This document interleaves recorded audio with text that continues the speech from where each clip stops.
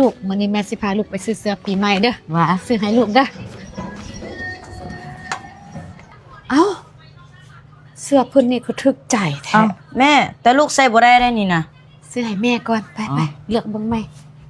เอ้าลูกเฮ้ยคือน่าหักเซ็กซี่แท้ อ้าวแม่นี่มันเครื่องผู้หญิงได้ลูกเป็นผู้ชาย ให้แม่ก่อนโอ้ลูก อ๋อแม่สรุปซื้อให้ลูกอ่ะนี่ อันนี้ซื้อให้แม่ก่อน อ๋อแล้วของลูกเด้ เอากระเบื้องของแม่ก่อน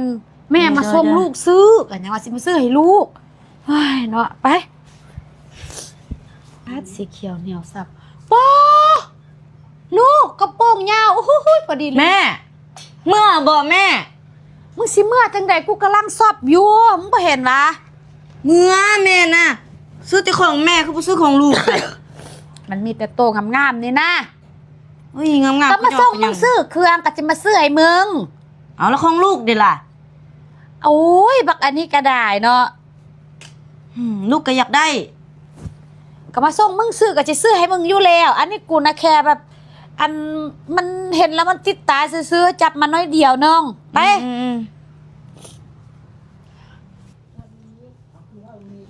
แม่เอาตัวนี้เด้อลูกสิเอาตัวนี้ ตัวได้มึงสิเอา ตัวนี้เนี่ยตัวดำนี่ โอ้ยมันก็คล้ายคือกันล่ะนี่นะ อ๋อ เมื่อ โอ้แม่บ่ได้ลูกอยากได้ตัวนี้ คล้ายคือกันโพด แม่สรุปซื้อให้ลูกหรือว่าซื้อให้แม่นี่ ก็ซื้อให้ลูกหั่นแหละ อ้าวแล้วลูกยังบ่ได้จักสุด โอ้ยเนาะมึงบ่ได้ก็ไปแลกเงินให้กูก่อน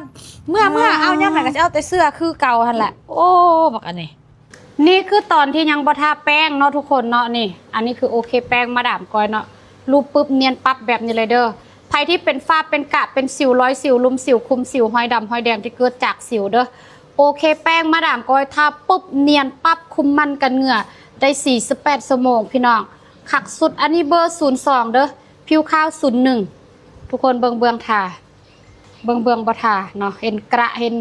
รุยรอยเต็มนี่คือโอเคแป้งมาดามก้อยจ้ะ